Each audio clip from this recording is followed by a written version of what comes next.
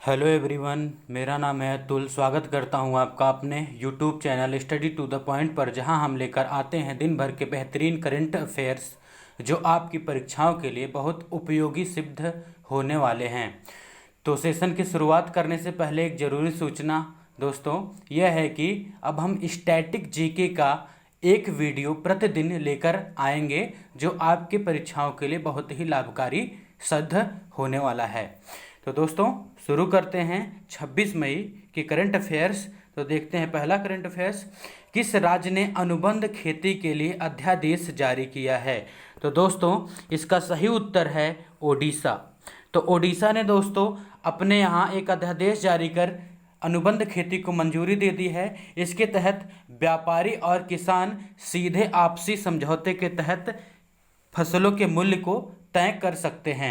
दोस्तों कोई भी राज्य अध्यादेश जारी करने का अधिकार अनुच्छेद 213 के तहत रखता है।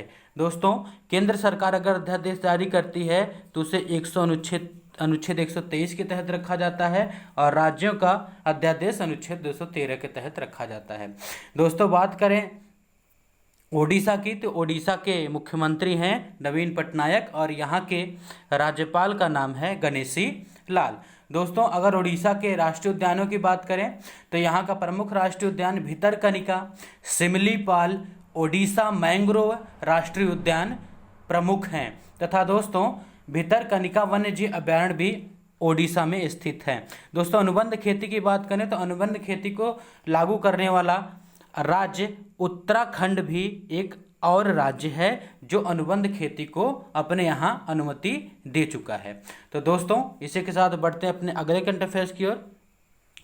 तो पश्चिमी घाट पर्वत की जैव विविधता के संरक्षण के लिए किसकी अध्यक्षता में एक समिति बनाई गई है?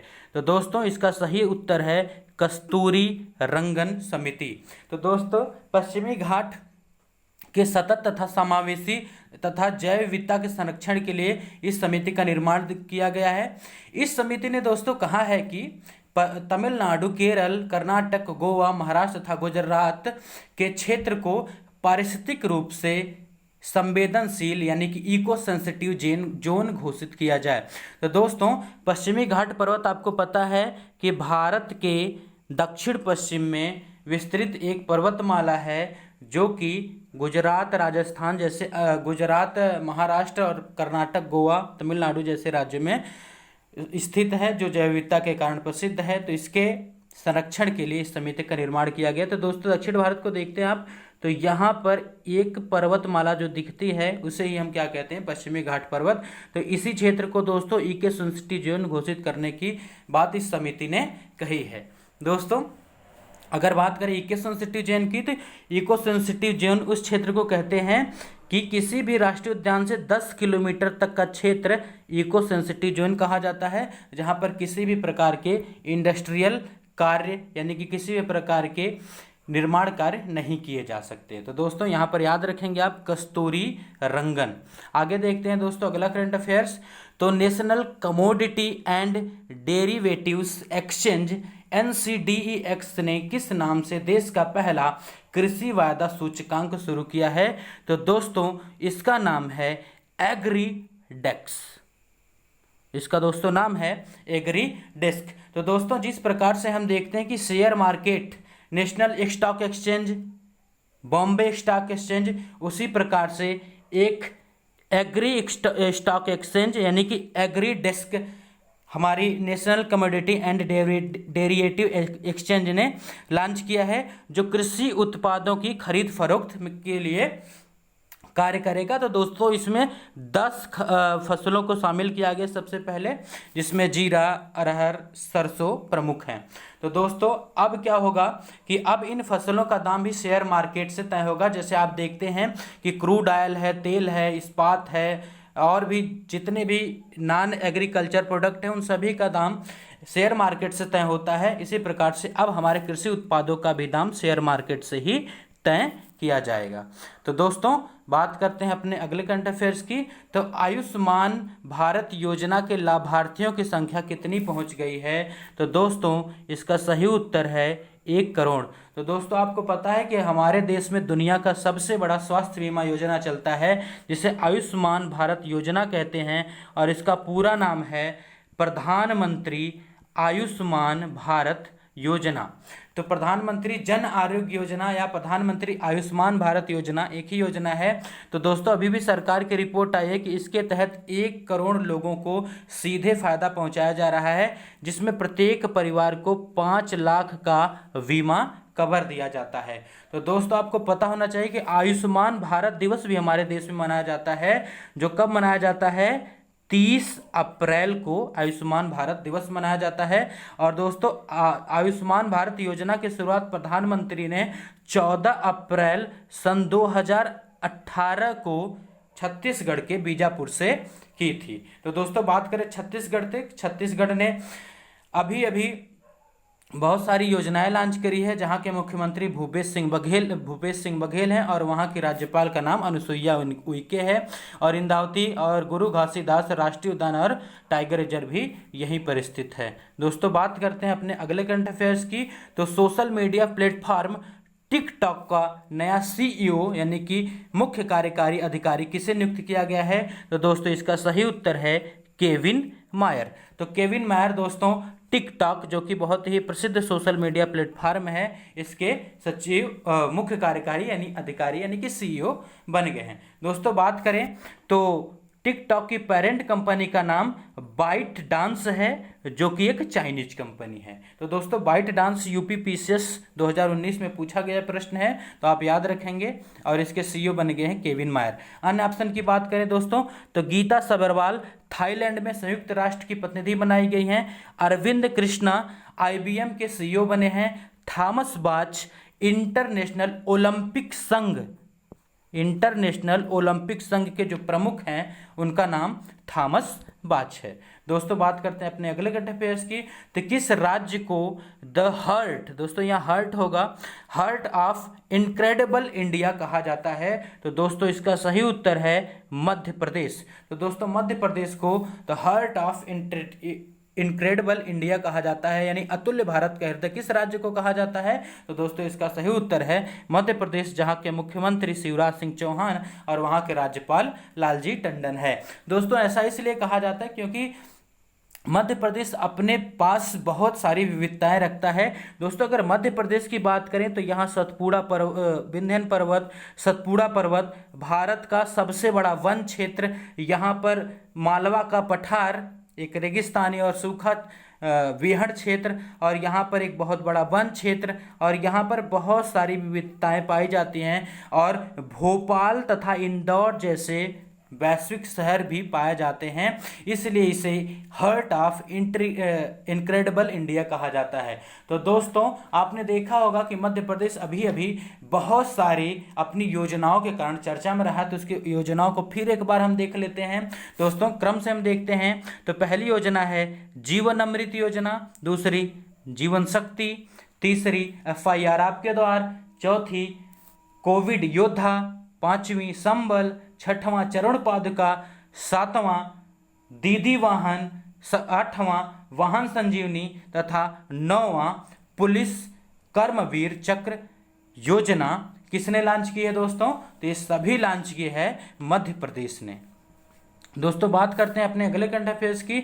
तो वित्त मंत्री ने हरित ऊर्जा उपकरणों के आयात पर कितने शुल्क की वृद्धि कर दी है, यानी इंपोर्ट ड्यूटी जो है दोस्तों वो कितनी बढ़ाकर कर दी गई है? तो इसका सही उत्तर है दोस्तों 20%। यानी अगर हम किसी भी प्रकार की हरित ऊर्जा उपकरणों की खरीदारी देश के बाहर से यानी विदेशों से करते हैं तो उस पर 20% चार्ज एक्स्ट्रा लगाया गया है, क्योंकि दोस्तों हमारी सरकार MSME को बढ़ावा दे रही है, जो कि हमारे देश में ही प्रोडक्ट बनाकर बेचेगी, और इससे लिए विदेशी उपकरणों को रोकना आवश्यक है। इसके लिए वित्त मंत्री ने 20% की आयात ड्यूटी यहाँ पर लगा दी है। दोस्तों बात करें वित्त मंत्री की, तो हमारी वित्त मंत्री है निर्मला सीतारमण। दोस्तों इनके बारे में बहुत प्रमुख प्रश्न जो बन सकता है वो है कि ये कर्नाटक से राज्यसभा सांसद हैं। और बात करें वित्त राज्य मंत्री की, तो वित्त राज्य मंत्री जो है अनुराग ठाकुर हैं, जो हिमाचल प्रदेश के हमीरपुर से लोकसभा सांसद हैं। बात करते हैं दोस्तों अगले करंट अफेयर्स की, तो किस राज्य ने एवरीबॉडी विल गेट एम्प्लॉयमेंट योजना शुरू की है? तो दोस्तों वही देश राज्य है जिसमें बहुत सारी योजनाएं लॉन्च कर रहा है। इसका भी सही उत्तर होगा मध्य प्रदेश। तो मध्य प्रदेश के मुख्यमंत्री शिवराज सिंह चौहान और राज्यपाल जो हैं वो कौन है? लालजी टंडन। तो दोस्तों यहाँ मध्य प्रदेश के बारे में कुछ अलग बात कर लें तो मध्य प्रदेश की जीवन रेखा किसे कहा जाता है? तो मध्य प्रदेश की जीवन रेखा किस नदी को कहा जाता है दोस्तों? तो उस नदी का नाम है नर्मदा। और मध्य प्रदेश के बारे में और भी बात कर लें तो मध्य प्रदेश में 7 टाइगर रिजर्व और सर्वाधिक 11 राष्ट्रीय उद्यान है। दोस्तों सबसे नया राष्ट्रीय उद्यान तो जो बना है उसका नाम है कूनो, और जो सबसे नया टाइगर रिजर्व बना है उसका नाम है रतापनी टाइगर रिजर्व। दोस्तों बात करते हैं अगले करंट अफेयर्स की अपने, तो प्रख्यात गायिका का नाम जिनका हाल ही में निधन हो गया, तो उनका दोस्तों नाम है श्यामला जी भावे। तो ये क्या है? एक लोक गायिका थी जिनका निधन हो गया। ये आपको जानना जरूरी है, जानना भी चाहिए।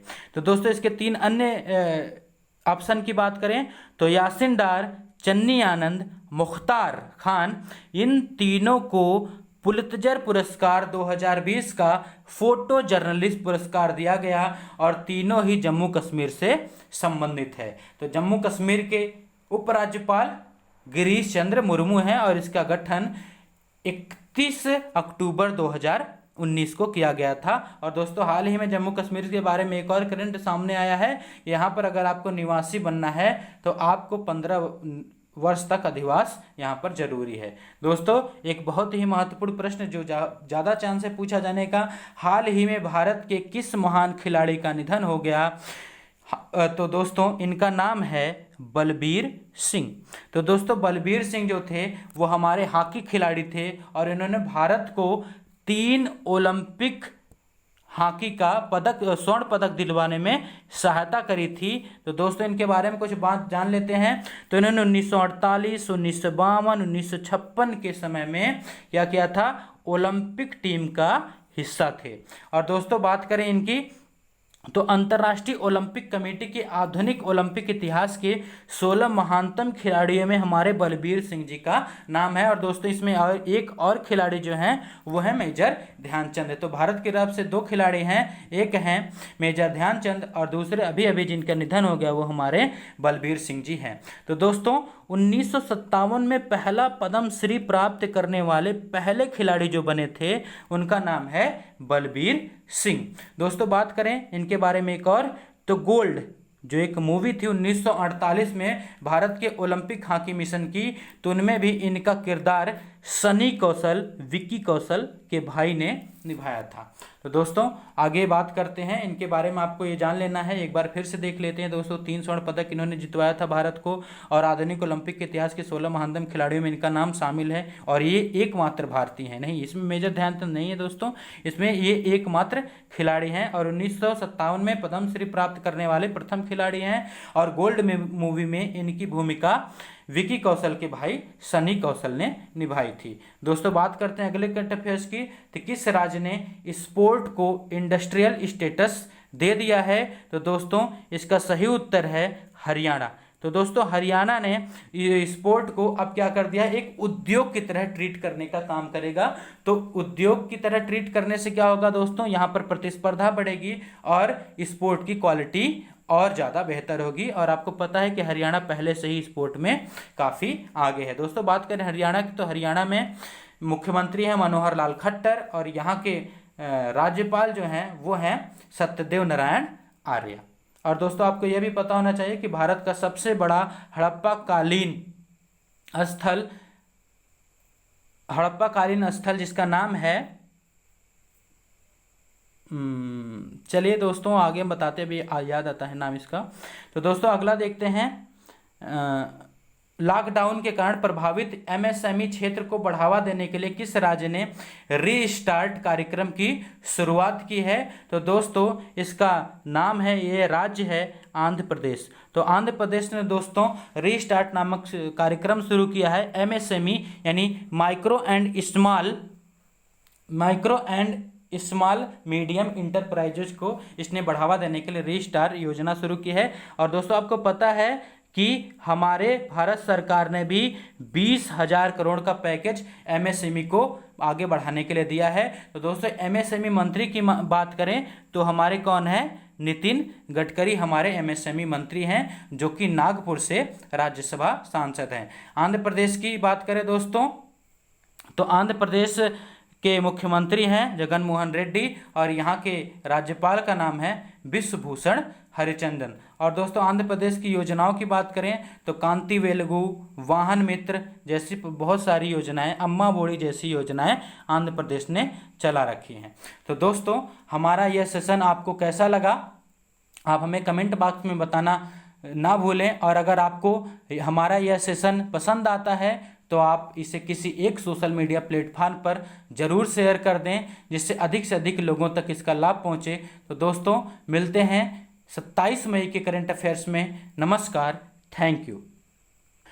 और हाँ दोस्तों, हरियाणा में स्थित भारत का सबसे बड़ा हड़प्पाकालीन स्थल धौलावीरा है। तो दोस्तों फिर से एक बार नमस्कार, मिलते हैं 27 मई करंट अफेयर्स में। धन्यवाद।